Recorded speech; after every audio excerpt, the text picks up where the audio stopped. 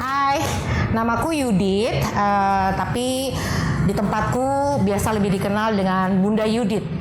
Aku ini seorang ibu yang mengurus, melayani, mengayomi ratusan anak di Cilincing. Cilincing itu di ujung Tanjung Priok, Jakarta Utara. Nama tempat rumah singgah kami, Home atau House of Mercy. Kalau ditanya apa yang mendorong saya untuk bisa ada di sini, dan bahkan 14 Februari kemarin sudah 15 tahun Home berdiri, dan dari pertama berdiri Home ini saya memang udah ada di sini gitu. Saya ada satu kejadian yang membuat saya akhirnya terpanggil untuk melayani di tempat ini. Awalnya mungkin ini yang namanya panggilan ya, panggilan hidup yang Tuhan sudah tempatkan saya di sini.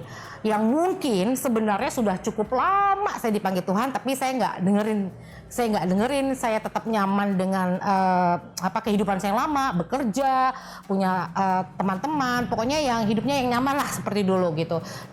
Dan Tuhan mungkin sudah panggil saya, itu bukan hidup yang memang saya mau untuk kamu Yudit, tapi saya nggak mau dengerin. Sampai akhirnya Tuhan mengizinkan saya sakit.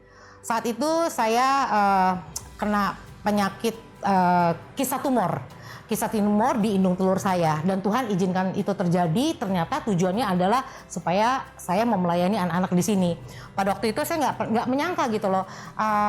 Saya sempat dioperasi, terus dicek ada di indung telur saya itu di indung telur saya, salah satu indung telur saya itu ada kisah tumor.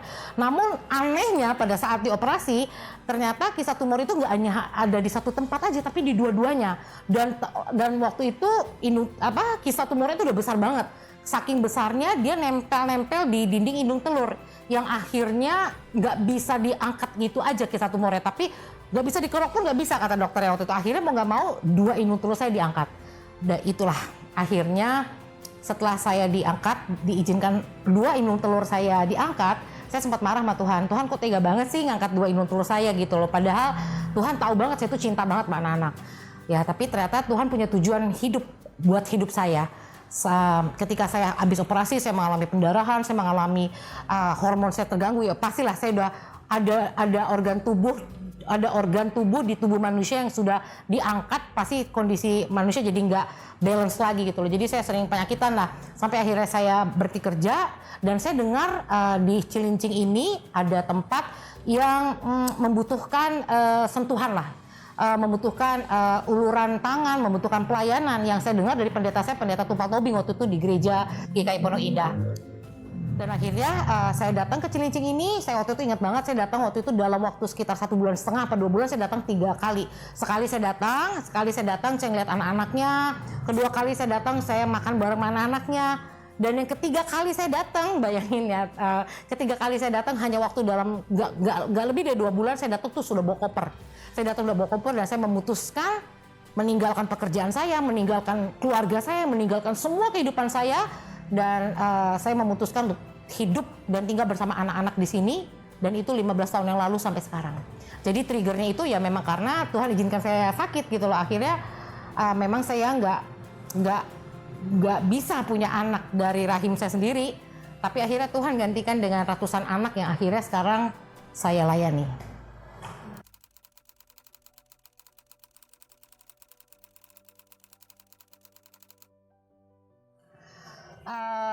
Di semua tempat pasti punya tantangan, Mbak. Dimanapun pasti ada tantangannya, ada hambatannya. Even perusahaan besar pun yang sudah notabene stabil pun pasti ada tantangannya.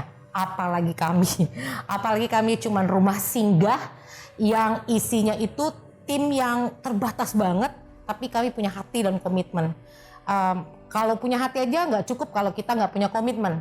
Apalagi kalau kita punya komitmen tapi kita nggak punya hati, juga nggak bisa. Jadi puji Tuhan, saya punya tim yang walaupun sedikit banget ya, kita punya hati dan komitmen untuk melayani anak-anak di sini. Berat banget Mbak gitu loh. Apalagi sekarang udah 2 tahun terakhir ini saya sendiri loh. Saya full timer sendiri, benar-benar sendiri dengan ratusan anak yang ada di rumah singgah ini. Walaupun memang nggak semua anak tinggal di sini. Di sini tuh ada 23 anak, 24 anak yang tinggal di sini, dari usia remaja, ada usia dewasa sampai balita sampai bahkan bayi gitu. Tinggal di sini gitu. Ya puji Tuhan saya punya anak-anak senior yang saat ini membantu saya. Ada Kak Tiwi sama Kak Febri, dia membantu saya untuk mengajar, melayani di home. Plus anak-anak remaja yang tinggal di sini, mereka bergantian tangan untuk membantu saya. Tantangan terberat buat saya pribadi, ya mungkin sama tim juga gitu loh. Ketika mungkin teman-teman tahu ya, di Cilincing ini, di ujung Tanjung Priok ini daerah yang cukup kriminal, cukup rawan, dan anak-anak saya lahir dan besar dari lingkungan yang penuh dengan kriminalitas.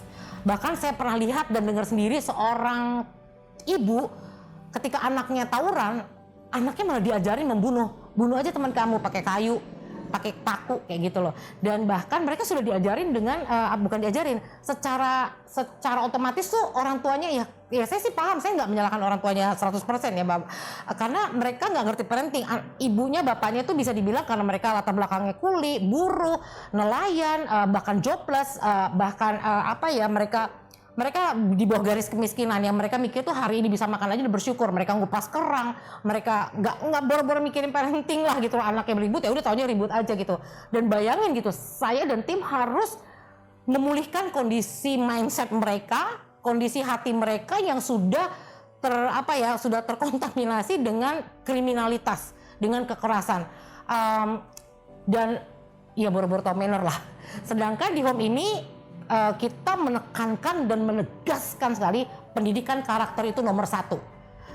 Pendidikan karakter nomor satu. Jadi ketika dibilang tadi tantangan yang paling berat apa? Yaitu ketika kita memulihkan kondisi anak-anak, yang mengajar mereka untuk mempunyai manner dan karakter yang baik dan benar, itu sulit banget.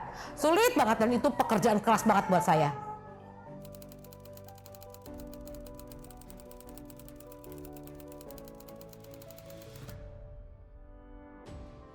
Seorang ibu, seorang kakak, seorang anak pun masing-masing punya tanggung jawab. Apalagi seorang ibu. Saya di sini bisa dibilang saya nggak bilang saya pemimpin atau saya leader atau apa. Saya lebih kepada peran ibu buat anak-anak saya di Cilincing ini.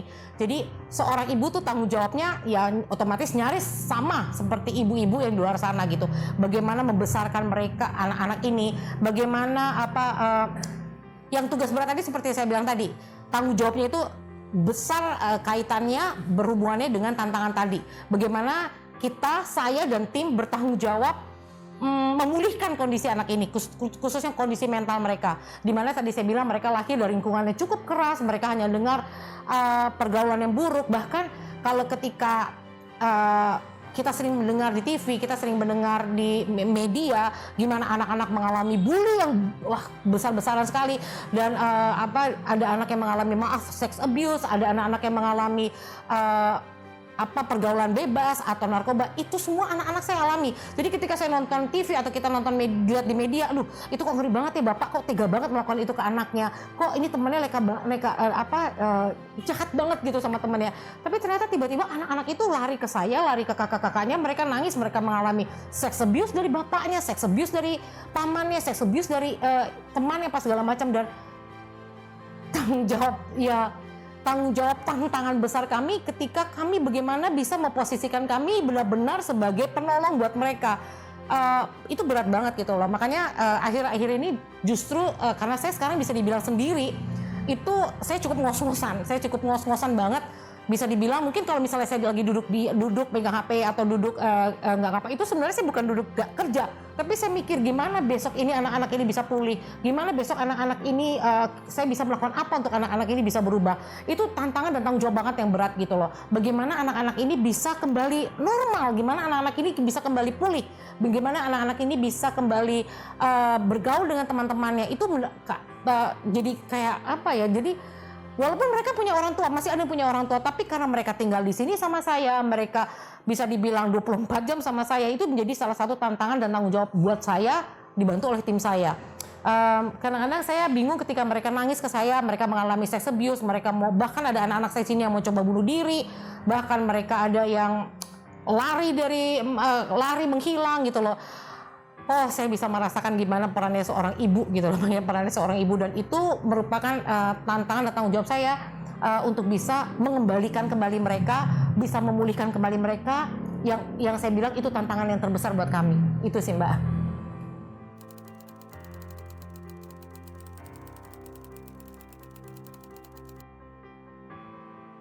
Sukanya ketika saya melihat mereka segini, saya tuh mungkin hanya seorang ibu gitu loh. Ketika saya melihat anak-anak saya bahagia, itu udah cukup loh buat saya. Saya kadang-kadang, orang-orang di luar sana bilang, ingin anaknya berprestasi, ingin anaknya juara 1, juara 4. Saya nggak sampai seperti itu. Beberapa waktu lalu, sahabat-sahabat dari @kolo ini datang ke home ya, saya ingat banget. Mengajak anak-anak SD kami menginformasikan, menjelaskan tentang sampah. Waktu itu saya ingat banget. Waktu itu karena saya ingat banget tim dari @kolo juga ketemu dengan anak-anak kami pada saat kita lagi belajar di taman. Saya ingat banget kejadiannya. Nah di situ kita diedukasi tentang memilah sampah buat anak-anak kami. Yang kebetulan banget, pas banget di home ini saya ini sampai timnya sampai akhirnya nulur ke anak-anak saya nulur sama anak-anak saya. Hal sampah kecil aja tuh kita tuh perhatiin banget gitu loh, kita tuh perhatiin banget. Jadi bener-bener pas banget @kolo tuh berbagi tentang sampah, karena jadi kita ditambah lagi ilmunya bagaimana memilah sampah. Jadi kan kadang-kadang kan kita memang di sini juga kebersihan banget. Anak-anak tahu banget ya bundanya ini kalau masalah kebersihan itu nomor 1 gitu loh. Nah jadi mereka tahu cara bagaimana harus buang sampah, bersihin sampah. Hanya pada saat @kolo datang menginformasikan lebih detail lagi bagaimana memilah sampah, itu yang kita nggak tahu. Tapi dan akhirnya kita dikasih tahu gitu loh, mana sampah yang nggak boleh dibuang ke laut atau sampah yang bisa jadi daur ulang gitu. Itu menjadi informasi lagi buat kami. Jadi kita nggak sembarangan buang sampah yang biasanya yuk campur deh, udah pokoknya sampah, selama itu sampah buang gitu. Tapi sekarang ya contoh aja lah kayak kardus gitu loh, kayak kardus. Jadi biasanya dulu udahlah ini kayaknya nggak kepake nih, tapi sekarang anak-anakku yang kecil-kecil loh nih sekarang nih, mereka tuh bikin mainan dari kardus loh, bener gitu. Anak-anak bikin mainan bahkan dari kardus ini mereka gambar, itu jadi bener-bener mengedukasi banget. Buat saya ketika anak-anak saya punya karakter yang baik, mereka udah bermanner yang baik, mereka tahu artinya bersyukur, mereka bisa berterima kasih, mereka bisa antri, mereka melakukan hal-hal yang kecil yang sikapnya berkarakter, itu udah buat saya bahagia banget. Sukanya saya ketika mereka berkumpul bersama saya, ketika kita sama-sama berjuang, itu udah suatu kebahagiaan tersendiri buat saya ketika melihat anak-anak saya tersenyum, ketika bisa anak-anak saya bahagia, anak-anak sukses, itu kebahagiaan saya, itu sukanya saya. Nah kalau dukanya sebenarnya saya nggak bilang ini duka ya, tapi kembali lagi saya bilang ini lebih ke tantangan. Saya nggak bilang ini duka. Kalau saya mengatakan ini dukanya saya melayani anak-anak, berarti saya nggak bersyukur, berarti saya nggak menyayangi mereka, berarti saya nggak mengasihi mereka. Saya lebih kepada tantangan. Lagi-lagi saya mau bilang tantangan terberat saya, tantangan terberat dan paling sukar itu sampai sekarang, bahkan sampai saya bicara ini ketika saya berusaha memposisikan saya sebagai ibu buat mereka yang anak-anak ini bisa dipulihkan, anak-anak ini bisa ditolong, anak-anak ini bisa mengalami perubahan karakternya. Itu yang berat buat saya, berat buat kami. Yang saya bilang bukannya duka, tapi tantangan, ujian buat saya, buat tim saya bisa menolong anak-anak ini. Itu aja sih, Mbak.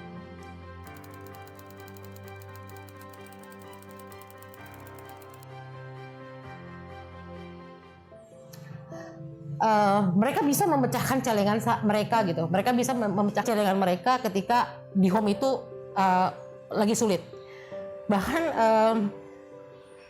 beberapa waktu lalu kita mengalami kesulitan di sini gitu. Kita ada donatur rutin yang setiap bulan membantu kami, itu beberapa sudah mengundurkan diri semenjak zaman Covid yang kami mengerti banget. Kami mengerti banget dan menerima, bahkan mendoakan gitu, karena semua orang mengalaminya gitu. Dan anak-anak ini rela gitu. Pada saat Natal mereka nggak dibeliin baju Natal. Bahkan Lebaran pun mereka ikhlas, nggak usah dibeliin apa-apa gitu. Mereka bilang untuk di home aja, untuk ya keperluan kita gitu loh. Mereka ikhlas banget gitu. Mereka ikhlas banget. Mereka mau berbagi itu, berbagi tabungan mereka. Ada satu kejadian waktu itu listrik home pernah dicabut. Kita nggak sanggup bayar gitu loh. Bahkan dulu kita pernah air disegel sampai kita akhirnya ngambil air dari tetangga, mandi di tetangga gitu loh. Itu kita pernah alami dulu, proses-prosesnya berat itu kita pernah alami. Bayangin Kak, bayangin Mbak, anak-anakku tuh ada yang mulung, anak-anakku tuh ada yang jualan es, anak-anakku ada yang markir. Mereka tuh tanpa sepengetahuan saya dan kakak-kakaknya mereka melakukan itu semua. Dan akhirnya mereka terkumpullah uang, waktu itu terkumpullah uang, ya pastilah kalau namanya ngamen, namanya mulung, namanya jualan es, kan uangnya pasti busuk-busuk gitu ya. Itu uangnya itu terkumpul sekitar 700 ribuan, 700 ribu dengan uang yang receh-receh gitu. Dan itu dikasih ke waktu itu Maka David, mereka bilang ini buat bayar listrik home gitu. Jadi menurut saya nggak ngelihat uangnya gitu loh, tapi uangnya aja nggak cukup gitu untuk bayar tunggakan listrik gitu loh. Tapi saya lebih melihat value-nya.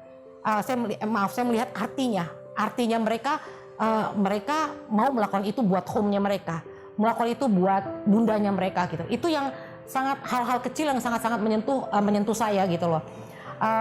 Dan banyak banget Mbak, saya tuh sampai bingung gitu loh mau menyampaikan mana yang berkesan buat saya. Bahkan kalau misalnya saya akhir-akhir ini Kak gitu, akhir-akhir ini kondisi kami lagi parah banget Kak gitu loh. Kondisi kami lagi parah banget. Saya tuh sempat bingung memikirkan gitu loh. Kemarin tuh bisa dibilang kita tuh sampai mengalami kondisi karena kan kemarin juga banjir gitu. Kemarin juga banjir, kita jadi posko darurat, terus kita jadi dapur umum juga gitu loh. Saya melihat gitu anak-anak saya gitu loh. Aduh, saya melihat gitu anak-anak saya gimana. Orang melihat saya itu seperti wanita kuat, orang melihat saya itu seperti Wonder Woman gitu. Tapi kadang-kadang orang lupa kalau saya juga manusia biasa. Saya juga sama seperti orang-orang di luar sana gitu yang masih daging, yang masih lemah gitu loh. Ketika saya melihat kondisi home seperti ini, ketika saya melihat anak-anak saya sulit makan, ketika kita mau beli telur aja nggak mampu gitu, saya mikir, oh God, saya nggak berguna banget ini jadi seorang ibu gitu loh. Tapi lagi-lagi anak saya mau mengerti, lagi-lagi mereka mengerti dan mereka bilang, Bunda biar oke gitu loh, kita nggak apa-apa Bunda marah. Mereka bilang mereka nggak usah dikasih uang jajan, mereka nggak usah dikasih mereka malah kembalikan lagi uang yang saya kasih gitu. Dan mereka tahu tuh pasti uangnya juga saya perjuangan banget gitu loh. Jadi kalau saya ditanya tentang bagaimana momen kejadian apa yang sangat membuat saya tersentuh, yang menarik saya, yang menyentuh hati saya, itu banyak banget Mbak. Gak bisa setiap hari tuh pasti ada momen-momen yang membuat saya tuh bahagia. Makanya kalau tadi Kak Mbak lihat tuh anak-anak saya kumpul di sini gitu loh. Ketika Mbak kasih tadi makan donat, mereka bahagia tuh, itu membuat saya tersentuh banget gitu. Ternyata anak-anak saya banyak dikasihi orang, katanya anak-anak saya banyak yang sayang gitu. Itu yang membuat saya sangat bahagia banget. Maaf ya Mbak, kalau saya bicara tentang anak-anak saya minta Tuhan tuh saya orangnya cengeng banget gitu. Jadi itulah Mbak, maksudnya kejadian-kejadian yang banyak saya sampai bingung mau ngasih tahu yang mana. Tapi satu hal yang saya mau kasih tahu, saya akan berhenti kalau Tuhan akhirnya bilang yes, kamu selesai gitu. Ketika misalnya ada banyak tim yang pergi, banyak tim yang maksudnya nggak kuat atau gimana gitu loh. Kenapa saya tetap stay ya? Karena saya melihat anak-anak ini bukan anak-anak orang lain, tapi udah benar-benar anak saya. Harga yang saya bayar untuk bisa di sini tuh luar biasa banget gitu loh Mbak. Mereka kutuan ya saya kutuan gitu loh. Mereka semua berlomba-lomba tidur rumah saya, tidur di ketek saya. Bahkan tadi ada anak-anak yang Mbak ketemu gitu kan, ada mas yang ketemu itu yang udah besar-besar itu mereka dari SD. Bahkan Tiwi tadi yang jadi ngajar itu dari kelas 5 SD sampai akhirnya dia menikah sampai punya anak gitu loh. Anak-anak itu saya lihat dari mereka masih kecil, mereka kutuan ya saya kutuan, mereka korengan saya korengan, mereka kena TBC saya juga kena TBC gitu. Itu harga yang memang harus saya bayar gitu loh. Itu salib yang harus saya pikul. Tapi saya memang itu pelayanan saya. Dan terakhir ketika saya melihat mereka dari kecil, ketika mereka saya berusaha, bahkan kemarin ada anak saya yang sampai cum laude, ada anak yang saya bisa melihat anak-anak ini mengantarkan mereka dia jadi wisuda, itu luar biasa banget.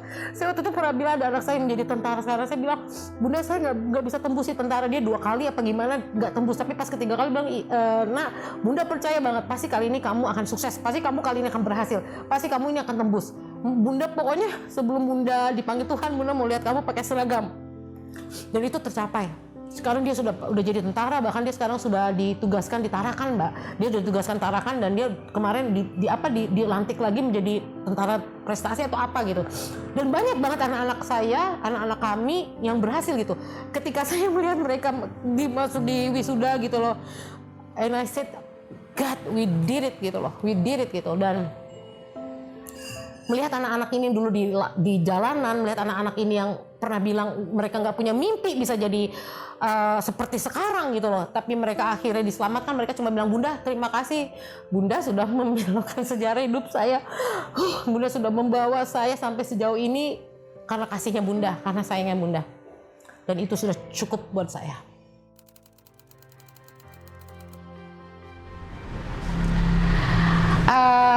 Kalau orang-orang di luar sana sering bilang saya Wonder Woman, tapi enggak juga.